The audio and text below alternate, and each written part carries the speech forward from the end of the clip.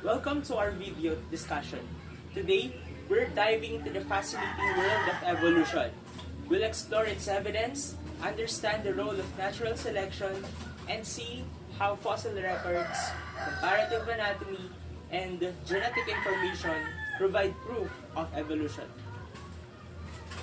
In this video, we will identify different evidences of evolution, express the relation of natural selection as evidence of evolution, and explain how fossil records, comparative anatomy, and genetic information provide evidences to evolution. To start, natural selection as defined is a concept proposed by Charles Darwin. It is a driving force behind evolution. It's a process where individuals with advantageous traits are more likely to survive. But how does this become evidence of evolution? Let's delve deeper. Let's take the case of the pepper moth. These moths are usually white with black speckles, camouflaging well in these trees with lichens. However, a naturally occurring genetic mutation can cause them to be black with white speckles. And during the 18th century, white-peppered moths were more common. But what do you think happened during the industrialization of the 19th century? Simply, the industrialization caused the trees to turn black due to air pollution. This makes it harder for white-peppered moths to camouflage. And this led to an increase in the population of the black-peppered moths. However, as environmental measures mitigated air pollution in the 20th century, the air became less polluted and the population of white-peppered moths increased once again. It is important to take note that it is not only the population density that changes, but there is also decreasing melanic gene of these moths, meaning fewer white moths are produced in the population, regardless of if they are being predated or not. This variation in frequency or the disappearance of a particular gene is a genetic drift, which is a clear example of evolution by natural selection. Now that we've seen natural selection in its action, let's try to explore the evolutionary journey of cetaceans.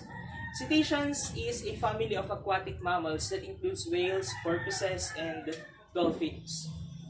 Biologists claim that they evolved from an ancient four-legged land mammal, and this can be proven with various lines of evidence.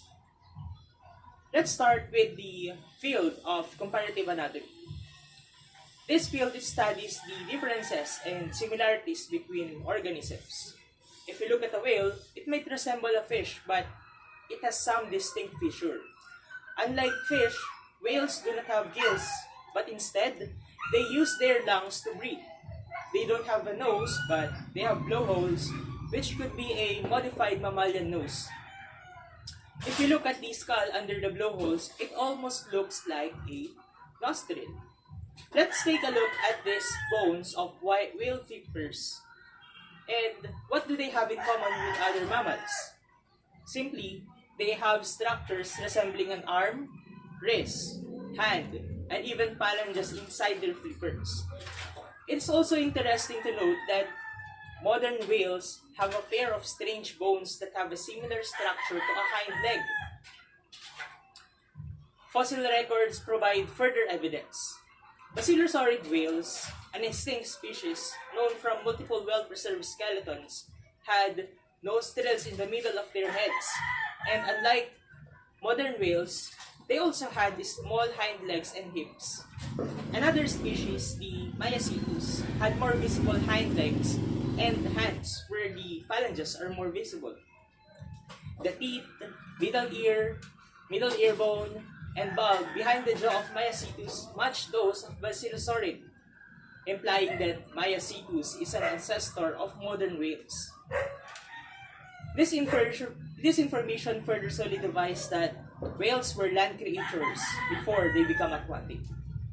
Now let's look at the final evidence, comparative chemistry. You might be surprised to learn that the land animal closest to the whale genetically is the hippopotamus. But does this imply that whales evolved from hippos? No. Rather, whales and hippos both evolved from a common ancestor and a speciation occurred. Hippos and whales share some surprising characteristics. Hippos nurse their young underwater. They have internal testicles, something that's quite unique among terrestrial animals, and both of them do not have any fur. And these shared traits further the idea that all organisms in the world are connected to one another. So, there we have it. Independent lines of evidence leading us to the same story, the fascinating journey of evolution. From the peppered moth to the majestic whale, we've seen how natural selection and evolution shape the world around us. Do you have any more questions? Join us in our next video as we continue to unravel the mysteries of evolution.